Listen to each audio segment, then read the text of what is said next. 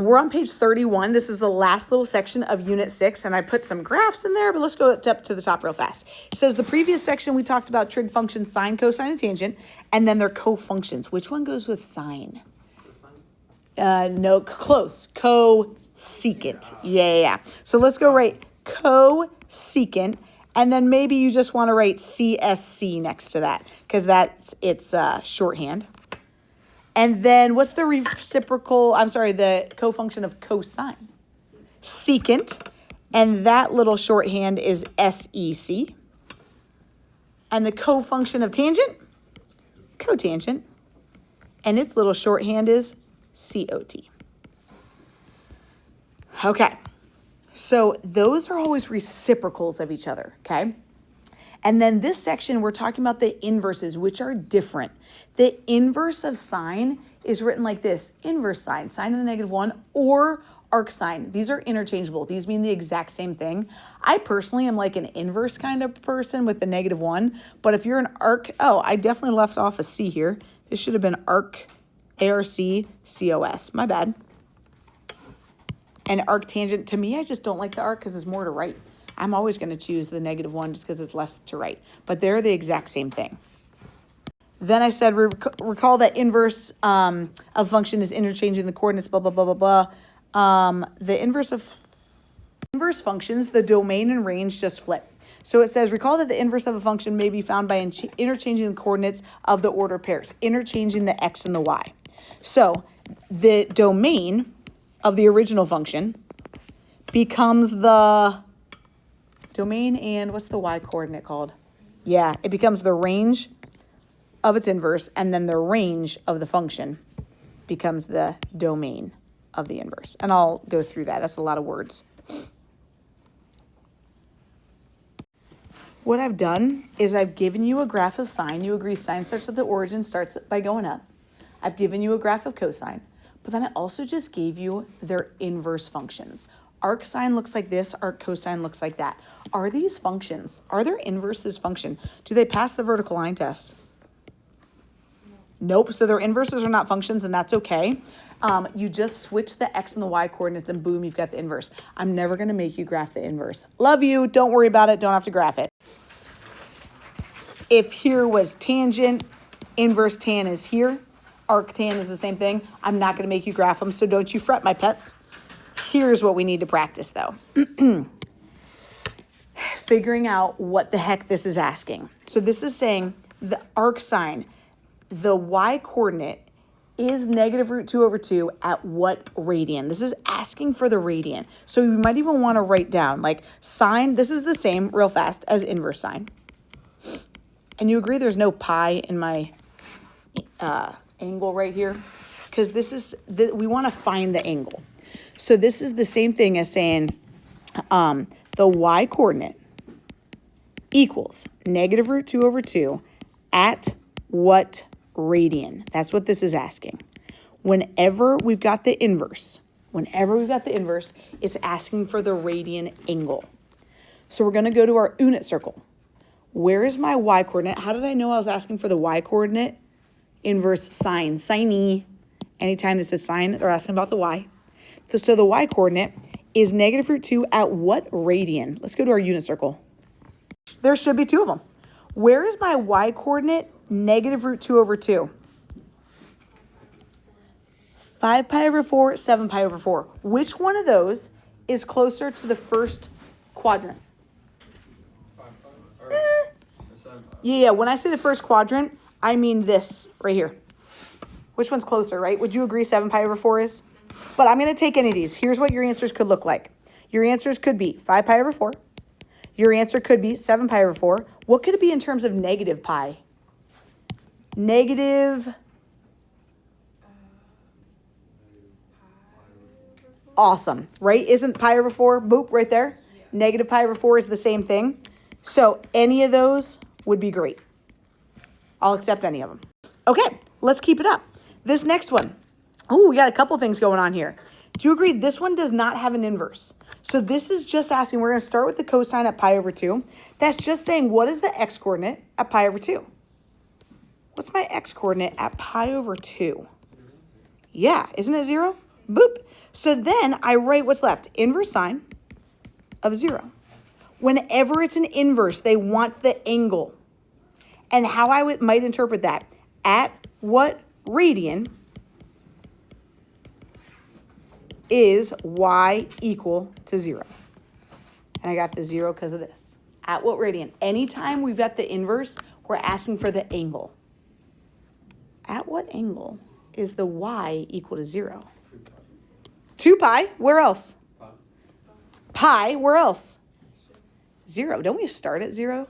You know what I'm saying? So you could have said 0, pi, or 2 pi. What do you think our calculator would say? What's the most basic simple one is going to be 0. Closest to that first quadrant. These questions keep growing, right? We always start in our parentheses. Anytime there's an inverse, they're asking for the radian. So right here, I'm just going to bring this sign down. I'm not dealing with sine yet. At what radian is my tangent 1?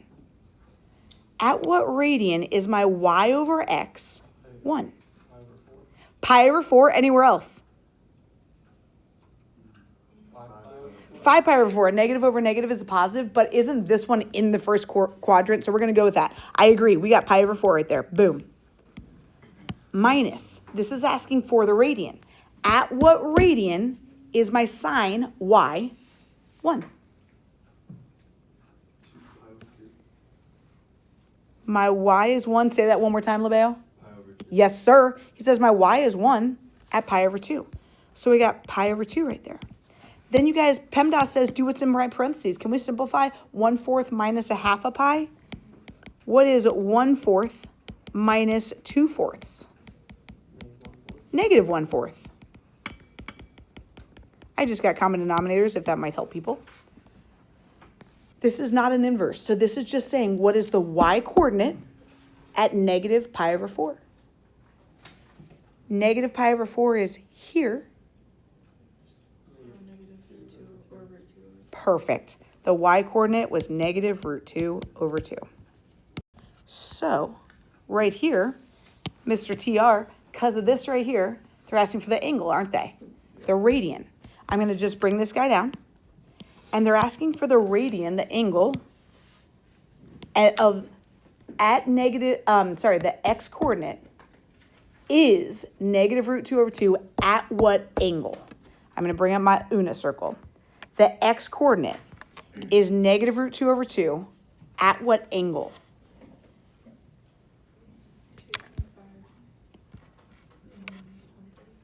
Yeah. Steph is saying we got it at 3 pi over 4 and at 5 pi over 4 because we're going to just stay in radians. No, you're good, dude. Which one is closer to that first quadrant?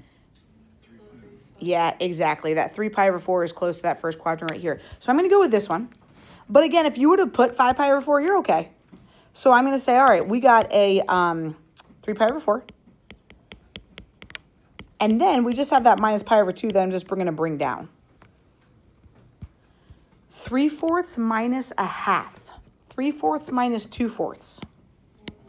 Yeah, it's 1/4. Then Thomas, do you agree this one doesn't have an inverse? So this is just asking the x coordinate at pi over 4 is what?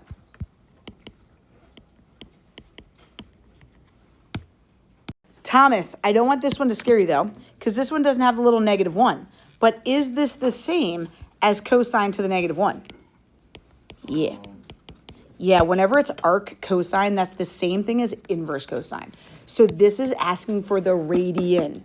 This is asking for the radian. At what angle in radians? Is the cosine, which we know cosine goes with x, negative 1? Nice. At, boom, pi, isn't that x coordinate negative 1? Yes. I don't like it written as arctan personally. I like to write it as inverse tan, but they mean the same thing. And as soon as I see that little negative 1, I might be like, okay, they want the angle. At what angle is the tan, which is y over x, 1? Pi over 4 and 5 pi over 4. Agreed. Which one do we want to say? Yeah, the one in the first quadrant, pi over 4. But if you wrote 5 pi over 4, I'm okay. Guys, we're killing it. We're killing it. Okay. Arc sine of negative 1/2. Thomas, this is the same as inverse sine. At what radian Is the sine y-coordinate negative a half? Say it again. Yeah, she said 11 pi over 6 or 7 pi over 6, right? But 11 pi over 6 is way closer. What can I do in terms of negative pi's there? Negative pi over 6, very good. Yep, negative pi over 6 is going to get me to that same exact spot. That's good. That's good, that's good, that's good. I want to show you something in the calculator. Let me go, if my mode is radians, good. And if I do inverse sine of negative 1/2, let's see what they choose. Negative 0.523, let's see what negative pi over 6 is. Boom. So your calculator is going to choose this option. Cool, cool. Inverse sine of root 3 over 2. That's asking for the radian. Yeah. Isn't my y root 3 over 2 right here? Pi over 3? Do I want to go any further? Do I want to say, well, it's also root 3 over 2 over at 2 pi over 3? That's out of the first quadrant. Let's not do it. Sound good? Okay. This is a little redundant. Sine at pi over 3 is what? Yeah, root 3 over 2. So I've got inverse cosine of root 3 over 2. Here's the deal, people. This is asking for the radian. The radian, the x-coordinate is root 3 over 2 at what radian?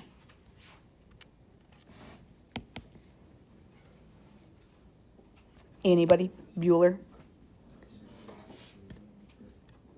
The x-coordinate is root 3 over 2 where? Yeah, pi over 6. Yeah, right here. Boop. All right. Let's try this guy. Got a lot going on. I'm just bringing that tangent down. Inverse sine of 1. When these are 1 and 0, that's when we mess up the most, in my opinion. Because this is asking, at what radian? This is asking, what radian is the sine y 1? I heard it, pi over 2. My y is 1 at pi over 2. Agreed. This is asking, at what radian is my cosine x a half? Pi over 3. Great job, Steph. What is pi over 2 minus pi over 3? Or what is 3/6 pi minus 2/6 pi? Pi over 6, right? Pi over 6. 3 minus 2 would be 1. And what is the tan at pi over 6? TOA. Tangent is y over x. 1/2 over. Can I cancel out my 2's? And I'm left with 1 over root 3. Then we got to do what? Final answer? You got it.